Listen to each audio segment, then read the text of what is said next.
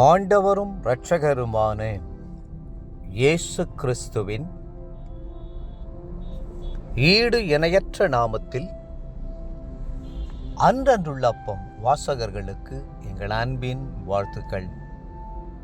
2025 ஆண்டு அக்டோபர் மாதம் 24 தேதி வெள்ளிக்கிழமைக்குரிய தின தியானம்.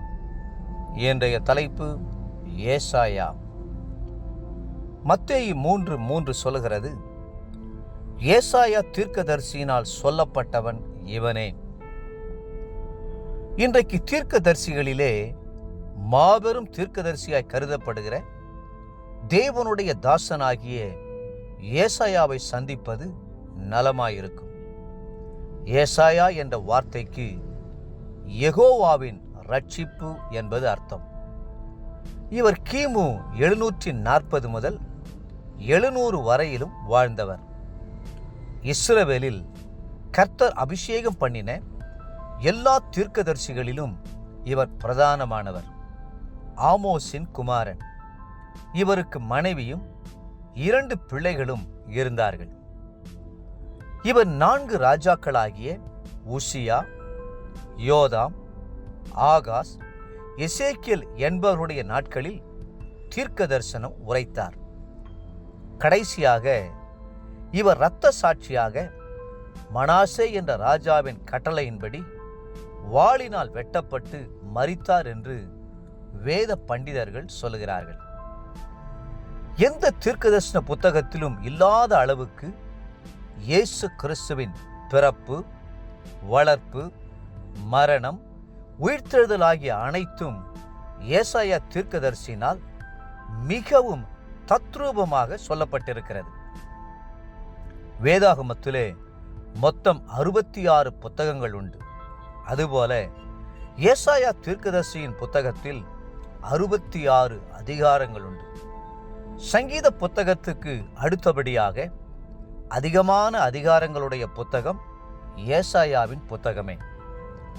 இது மேசியாவை பற்றிய புத்தகமாய் விளங்குவதால் மத்தேயு, மார்க்கு, லூக்கா, யோவானுக்கு அடுத்தபடி 5வது சுவிசேஷமாக வேத பண்டிதர்கள் கருதுகிறார்கள். ஏசாயா புத்தகத்தின் பல பகுதிகள் புதிய ஏற்பாட்டிலே மத்தேயுவினால் உபயோகப்படுத்தப்பட்டுள்ளன. மத்தேயு 12:17, மத்தேயு 13:14, மத்தேயு 15 அதிகாரம் 7-9 வசனங்கள் ஏசாயாவை புதிய ஏற்பாட்டின் 11 இடங்களில் தீர்க்கதரிசி என்று குறிப்பிடப்பட்டிருக்கிறது. தீர்க்கதரிசி என்றால் யார்? பின் வருவதை முன்னறிவிப்பவன், கர்த்தருடைய வாயானவன். கர்த்தர் சொல்லுவதை ராஜாக்களுக்கு முன் நின்று தைரியமாக கர்த்தர் உரைக்கிறார் என்று சொல்லுகிறவன். ஜனங்களுக்கும் கர்த்தருக்கும் நடுவே பாலமாக நிற்கிறவன். ஆம், ஏசாயா தம்முடைய தீர்க்கதரிசன ஊழியத்தில் உண்மையும் உத்தமமாயிருந்தார். எந்த மனிதனையும் பிரியப்படுத்த வேண்டுமென்று அவர் எண்ணாமல் கர்த்தருடைய பட்சத்திலே நின்றார். தீர்க்கதரிசிக்கு இன்னொரு பெயர் ஞான திருஷ்டிக்காரன் என்பதாகும். இந்த பெயர் அதிகமாக சாமுவேல் தீர்க்கதரிசிக்கு வழங்கப்பட்டுள்ளதை பார்க்கிறோம். தீர்க்க தரிசனம் என்பது உட்கார்ந்திருக்கும் போதே தரிசனங்களை கண்டு கர்த்தருடைய அறிவை அடைவதாகும். இரகசியங்களை ஜனங்களுக்கு தெரியப்படுத்துவதாகும். பழைய ஏற்பாட்டிலே தீர்க்க தரிசன அபிஷேகம் விசேஷமாயிருந்தது. புதிய ஏற்பாட்டிலே கர்த்தர் தீர்க்க தரிசன வரத்தையும் வைத்திருக்கிறார், தீர்க்கதரிசிகளின் ஊழியத்தையும் வைத்திருக்கிறார். கர்த்தராகிய நான் தரிசனத்தில் என்னை அவனுக்கு வெளிப்படுத்தி சொப்பனத்தில் அவனோடு பேசுவேன் என்று கர்த்தர் சொல்கிறார். என்னாகமம் 12:6. தேவ பிள்ளைகளே, கர்த்தர் உங்களுக்காக வைத்திருக்கும் ஆவியின் வரங்கள் மேல் உங்களுடைய உள்ளத்தின் ஆழத்தில் தாகமும் வாஞ்சையும் இருக்கட்டும். அப்போஸ்தலனாகிய பவுல் சொல்கிறார், அன்பை நாடுங்கள், ஞான வரங்களை விரும்புங்கள், விசேஷமாய் தீர்க்கதரிசன வரத்தை விரும்புங்கள். 1 கொரிந்தியர் 14:1. இன்றைய நினைவிற்கு 1 கொரிந்தியர் 12ஆம் அதிகாரம் 4-5 வசனங்கள்.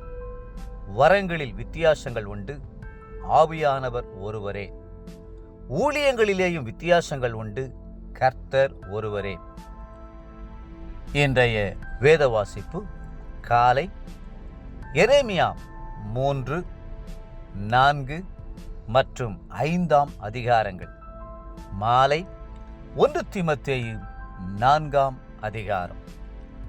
அன்புக்குரிய அன்றன்றுள்ள வாசகர்களே, மீண்டும் உங்களை வாழ்த்துகிறோம். வரங்களை நாடுங்கள், விசேஷமாய் தீர்க்கதரிசன வரத்தை நாடுங்கள்.